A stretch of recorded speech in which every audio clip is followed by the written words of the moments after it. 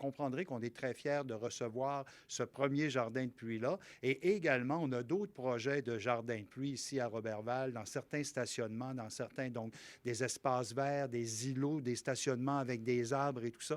Donc, on est vraiment en train de se conscientiser au fait qu'il y a des moyens pour contrer les changements climatiques. Des fois, ils sont petits, mais s'ils sont multipliés par plusieurs, à ce moment-là, ça va avoir des effets. Comment ça fonctionne un jardin de pluie? C'est très simple. Quand il pleut, l'eau va s'accumuler dans la gouttière, va descendre le long de la gouttière, va arriver ici au drain. Ça va alimenter le jardin de pluie en eau. Et quand les plantes ne peuvent pas s'abreuver suffisamment rapidement, il y a un petit drain juste à la sortie qui va permettre l'évacuation de cette eau-là. Ben, en fait, un jardin de pluie ne fait pas la différence. En fait, l'idée, c'est de reproduire ce jardin de pluie, idéalement à toutes les résidences, justement. L'idée, c'est de capter l'eau pluviale avant qu'elle atteigne la canalisation de la ville pour que l'eau se perde dans le sol au lieu d'aller à l'usine de traitement des eaux usées.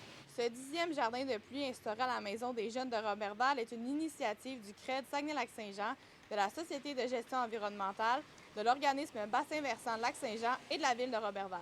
On sait que les jeunes sont conscientisés au changement climatique, à l'environnement. On a juste à le voir, les revendications qu'il peut y avoir dans certains groupes de jeunes.